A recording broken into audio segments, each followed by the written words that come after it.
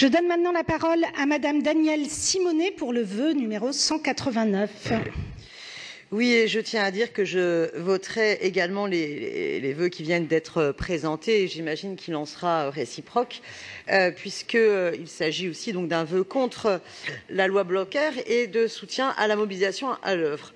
Oui, le projet pour l'école de la confiance qui est porté par le ministre Jean-Michel Blanquer et qui a été précédemment adopté par le Sénat, malgré a eu des modifications qui ont été apportées, mais qui ne bouleversent pas l'économie du texte présenté par le gouvernement, témoigne vraiment d'une vision alors totalement rétrograde de l'école. Voilà. Suppression, par exemple, des allocations scolaires aux parents d'élèves absentéistes, introduction de directeurs supérieurs hiérarchiques des professeurs des écoles.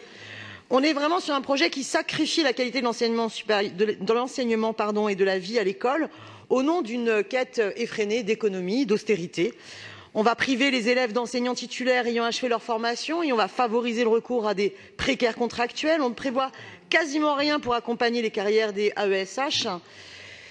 À côté de ça, on rend l'instruction obligatoire à 3 ans. Ça veut dire quoi? Ça veut dire que, par exemple, concrètement, au niveau du financement des subventions à l'école maternelle privée à Paris, ça va être 12 millions d'euros qui vont être donnés aux écoles maternelles privées alors que les écoles publiques manquent cruellement de moyens. On se retrouve aussi avec la possibilité de créer des établissements internationaux, établissements élitistes qui pourront bénéficier de fonds privés et ainsi faisant, on officialise un système éducatif à 2 vitesses. Franchement, l'école qu'on doit promouvoir est aux antipodes de celle de la loi Blanquer.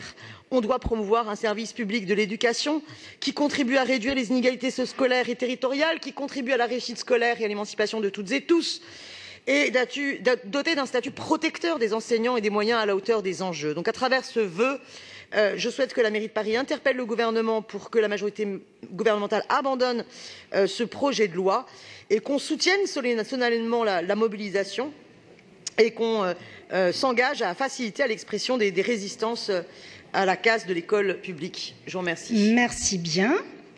Alors, pour vous répondre, je donne la parole à notre collègue, Monsieur Patrick Bloch. Merci Madame la maire.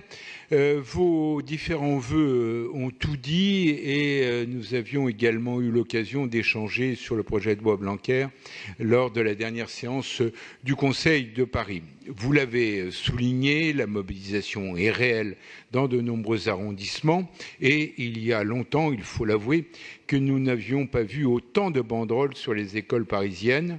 Nous devons et nous sommes à l'écoute plus que jamais d'une inquiétude réelle, perceptible, que la majorité nationale ne devrait pas sous-estimer, qui vient de la part de nombreux enseignants et de parents d'élèves, tout simplement attachés à l'école de la République, à l'école publique, et qui sont inquiets de son avenir. Nous avions évoqué la préoccupation qui est la nôtre au sujet de l'obligation d'un complément de financement en direction des écoles privées à hauteur de 12 millions d'euros en conséquence de l'obligation de scolarisation à 3 ans. Je n'y reviendrai pas, mais je signale à notre Assemblée que malheureusement, rien de nouveau de ce point de vue dans l'actuel texte. Alors, j'ai évidemment pris en compte les conclusions de la CMP, de la commission mixte paritaire qui s'est réunie hier. J'ai vu que les jardins d'enfants, hélas, continuaient à être condamnés, mais même si on leur accordait un sursis de 5 ans, je trouve aberrant que l'on puisse et que l'on continuera à accorder des dérogations pour une éducation au sein des familles et qu'on n'ait pas prévu une dérogation pour les jardins d'enfants.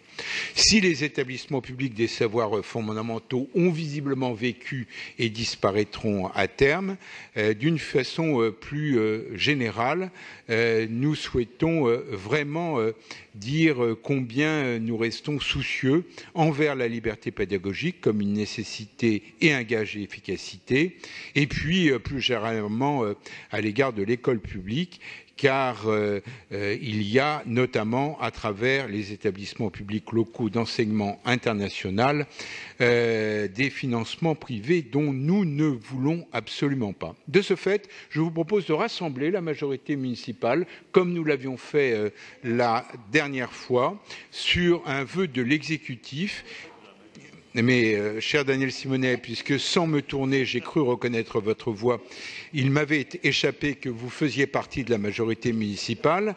Donc, de ce fait, je ne m'adressais pas à vous, mais je souhaiterais que pour que nous soyons plus efficaces ensemble, oui, je dis bien tous ensemble, eh bien, nous nous rassemblions à nouveau en cette séance du Conseil de Paris sur le vœu de l'exécutif, qui est la synthèse, j'espère dynamique, des différents vœux qui viennent d'être présentés. Bien, merci bien. Donc, en réponse aux vœux 187, 188, 189, l'exécutif a déposé le vœu donc numéro 189 bis.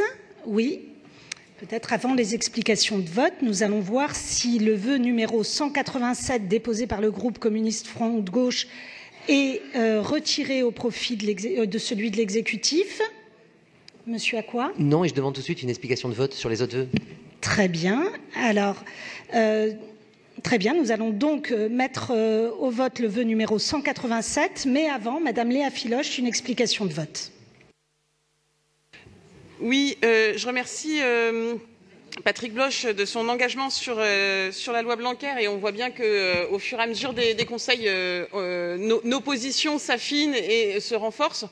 Je regrette quand même que le dernier attendu du vœu présenté par le groupe communiste n'ait pas été repris par le vœu de l'exécutif. Donc nous voterons le vœu du groupe communiste.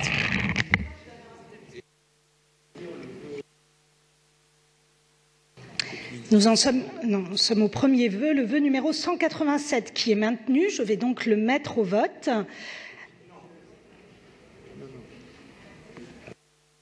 Je le mets au vote avec un avis défavorable de l'exécutif. Monsieur Bloch.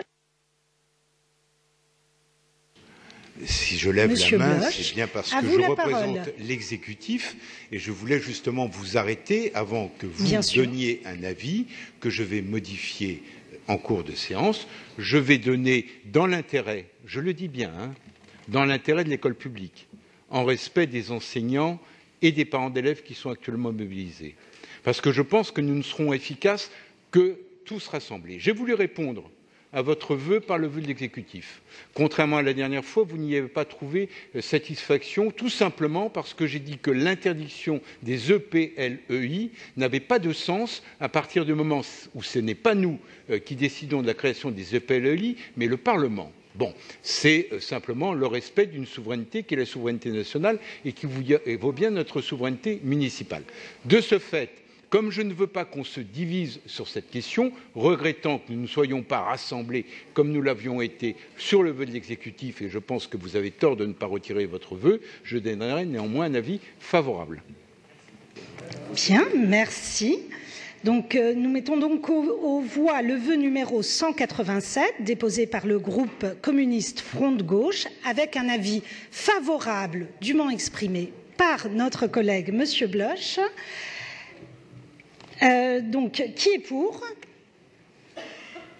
Qui est contre? Qui s'abstient? Il est donc adopté. Le vœu numéro 188, déposé par les groupes Génération, Communiste Front de Gauche et Écologistes de Paris, est-il retiré au profit de l'exécutif? Oui, il est retiré. Très bien.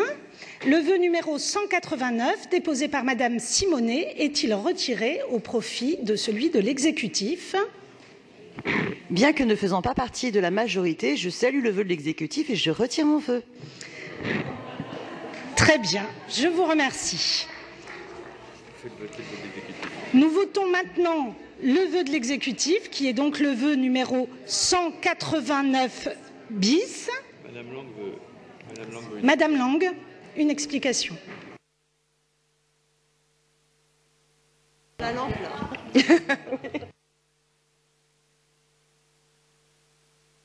Merci.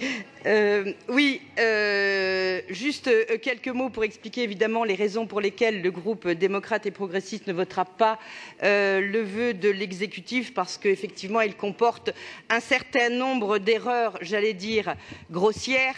Comme vous l'avez indiqué, monsieur le maire, la CMP donc a eu lieu hier, et donc je pense que vous êtes resté à une ancienne version du texte qui ne comporte évidemment pas la suppression des allocations familiales, puisque le groupe majoritaire à l'Assemblée s'est exprimé contre cette mesure qui avait été imposée par le Sénat, qui ne comporte pas l'interdiction des accompagnatrices voileuses, puisque la droite sénatoriale l'avait voulu l'imposer et que le groupe LaREM à l'Assemblée a évidemment supprimé cet article. Et donc, tout au long de votre vœu, un tissu de contre-vérité qui ne correspond en rien à la loi Blanquer telle qu'elle sera adoptée le 10 juillet et telle qu'elle a été adoptée par la CMP. Merci.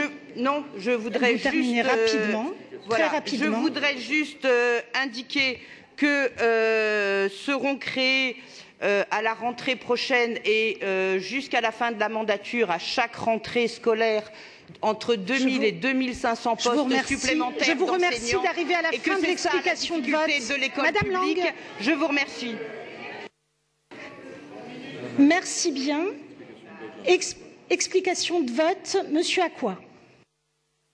Maire, nous voterons bien évidemment ce vœu de l'exécutif qui est assez précis et qui rappelle des fondamentaux sur l'opposition à la loi. Mais puisque je vois que Madame Lang se fait VRP du gouvernement en cette assemblée, ça pourrait marcher dans les deux sens. Et je voudrais ici présent lui demander ce qu'elle a fait en fait par rapport au financement des écoles privées qui vont priver notre collectivité, des écoles maternelles privées qui vont priver notre collectivité de 12 millions d'euros l'année prochaine, qui va donc gréver notre budget de 12 millions d'euros. A-t-elle agi au niveau du Parlement dans l'intérêt des Parisiennes et des Parisiens? Je sais que vous n'avez pas l'occasion de répondre en séance vu le déroulé de notre règlement intérieur. Néanmoins, je pense que dans un autre conseil, vous aurez à cœur de venir nous expliquer sur ce que vous avez fait dans l'intérêt des Parisiennes et des Parisiens et non pas dans l'intérêt de votre boutique. Bien, merci Monsieur Acquois. Je mets donc maintenant aux voix le vœu numéro 189 bis de l'exécutif. Qui est pour? Qui est contre? Qui s'abstient? Il est donc adopté.